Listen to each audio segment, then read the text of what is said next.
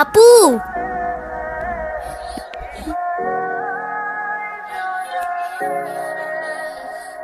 আপু তাড়াতাড়ি আয়, ঈশান ভাই আসছে। কেন? এটা তোমার জন্য। Thank you. দেখি কি? আমাকে দিছে না?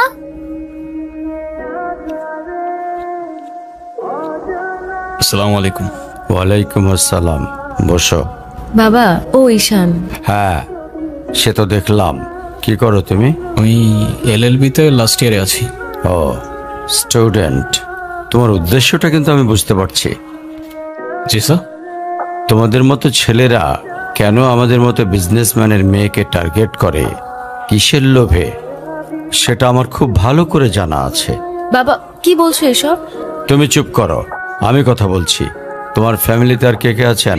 বাবা মা দুজনেই আছেন, কিন্তু ফ্যামিলি বলতে আমি একা। তার মানে আমি তো ঠিক বুঝলাম না। তারা আমার সাথে থাকে না, সেপারেটেড। ও, বুঝতে পারছি। তা প্রবলেমটা কার ভেতরে? বাবা মাকে ছেড়ে চলে গেছেন নাকি মা বাবাকে? আপনি ঠিক কি মিন করতে চাচ্ছেন আমি ঠিক বুঝলাম না স্যার। আই মিন, ক্যারেক্টারের প্রবলেমটা কার ভেতরে ছিল, তোমার বাবার না মার? আরে সমস্যা তো আপনার ক্যারেক্টারে। You don't even know the basic manners. কিভাবে কারোর সাথে কথা বলতে হয় সেই ভদ্রতাটাও শেখেন নাই আপনি। আমাকে আসছে আমার বাবা মা নিয়ে কথা বলতে। আর হোয়াট ইউ মিন ভাই তোমার মতো ছেলে? হ্যাঁ, কি টার্গেট করছি আমি? আপনার টাকা? অবভিয়াসলি, তা নয় তো কি? আপনার হয়তো আমার ব্যাকগ্রাউন্ড সম্পর্কে ধারণা নেই স্যার। আপনাদের মতো সো কল্ড বিজনেসম্যান আমার বাবার অফিসের লাইন দিয়ে দাঁড়িয়ে থাকে। আমি এখানে আসছি শুধুমাত্র ওকে ভালোবাসি বলে, সেকেন্ড কোনো উদ্দেশ্য সমান নাই। তুমি তো একটা বেয়াদব। তোমার ক্যারেক্টার সম্পর্কে আমি খুব ভালো করে জানি। তুমি রাস্তাঘাটে মাস্তানি করো, আর তুমি কি করে ভাবলে যে তোমার মতো একটা স্কাউন্ডারের হাতে আমার মেয়েকে তুলে দেব? তো আপনার মেয়েরে কে বলছে আমার হাতে তুলে দিতে? আমি বলছি? বাসায় ডেকে আনছেন অপমান করতে। আপনার বাবা মাই তো আপনাকে ভদ্রতাটা শেখাইতে পারেনি। আপনি আসছেন আমায় জাজ করতে। বেরিয়ে যাও, এই মুহূর্তে আমার বাড়ি থেকে বেরিয়ে যাও। Get out! আপনি যদি মনে করেন আপনি চিৎকার করে আমাকে দমায় রাখতে পারবেন, then I can make more noise.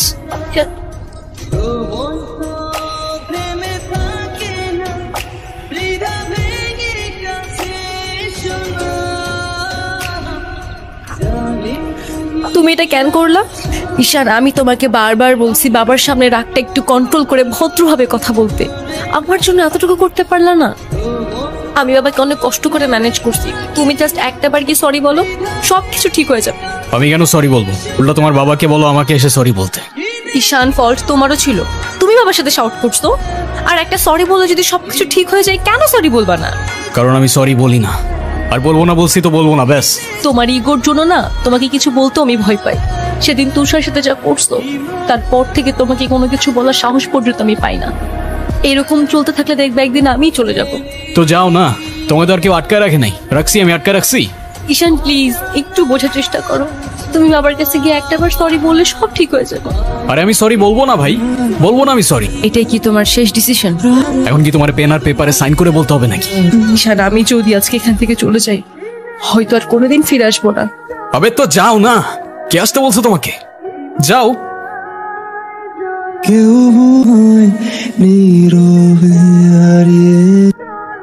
এখন তুমি স্কুল বাঙ্ক করা স্টার্ট করেছো, আবার টিচারকে ফেক গার্ডিয়ানের সাইন দেখিয়েছো।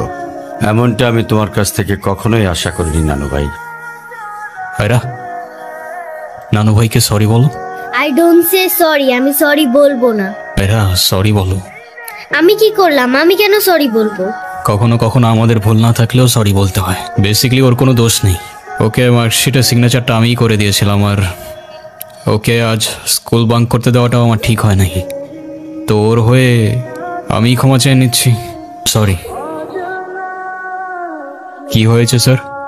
আমার জেদের জন্য আমার মেয়ের লাইফটা শেষ হয়ে গেছে। ওরা আমাকে অনেক বোঝানোর চেষ্টা করেছিল, আমি বুঝিনি। ভেবেছিলাম আমি যে ছেলেকে চুজ করব সেই হবে ওর জন্য বেস্ট। সরকারি চাকরিজীবী দেখে ভেবেছিলাম মেয়ের লাইফটা অ্যাটলিস্ট সিকিউর থাকবে।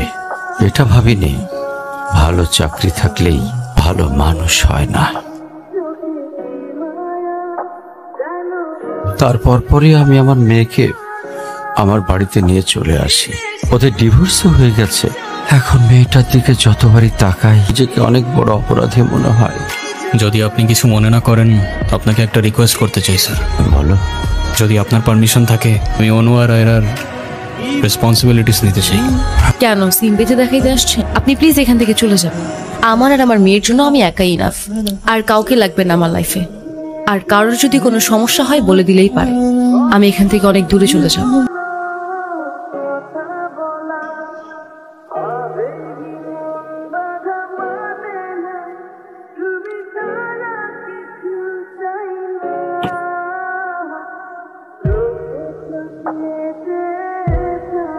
আজকে স্কুলে কেমন পড়াশোনা করলা বাবা? ভালো।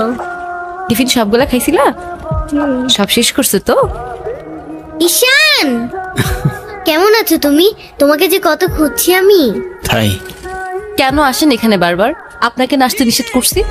প্লিজ চলে যান তো, আমাদেরকে একটু শান্তিতে থাকতে দেন।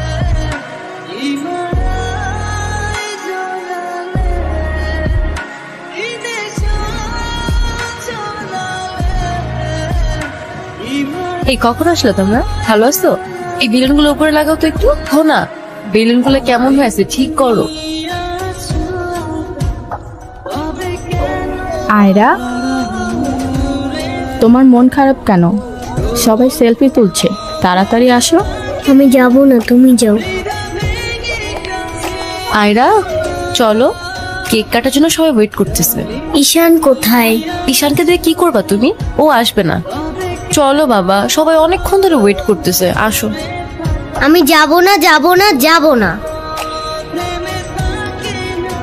নেক্সট টাইম আমার সাথে শর্ট করে কথা বলবা না, মনে থাকে যেন। আয়রা,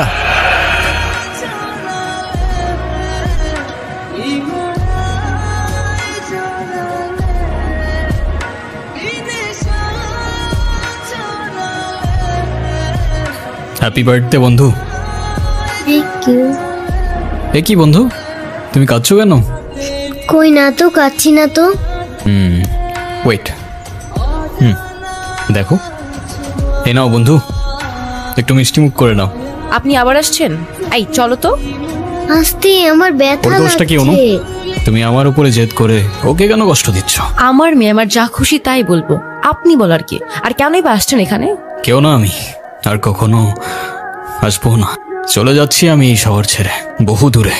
এমনিতেও এই শহরে আপন বলতে তেমন কেউ নেই আমার। শুধুমাত্র শেষবারের জন্য আমার ছোট্ট বন্ধুটাকে দেখতে এলাম। তবে যাবার আগে তোমাকেও কিছু কথা বলার ছিল। বলো। বাবা মা থাকতেও তাদের ভালোবাসাটা কখনো পাইনি আমি। ছোটবেলা থেকে একা একা থাকতে শিখে গেছি। শুধুমাত্র এইটুকু বলতে চাই যে আমার জীবনের মতো অ্যাটলিস্ট ওর জীবনটা হতে দিও না। আমার উপরে থাকা অভিমানগুলোর জন্য তুমি ওকে কষ্ট দিও না। থেকো ছোট্ট বন্ধু, আর তুমিও ভালো থেকো। আসি।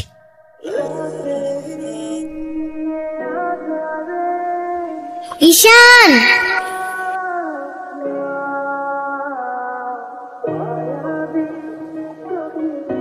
কি? ঈশান তুমি যেও না প্লিজ। যেতে তো হবেই, বলো। কেন যেতে হবে? প্লিজ থাকো না। থেকে আর কি করব বলো? এই শহরে তো আপন কেউ নেই আমার। কে বলেছে আপন কেউ নেই? আমি আছি না, তুমি আমার সাথে থেকে যাও। থেকে যাব? হ্যাঁ প্লিজ প্লিজ। ওকে বন্ধু, থেকে গেলাম। সত্যি? সত্যি। Pinky promise? Pinky promise.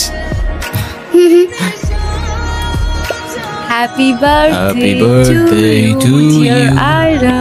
Happy birthday Happy to birthday. dear Ira.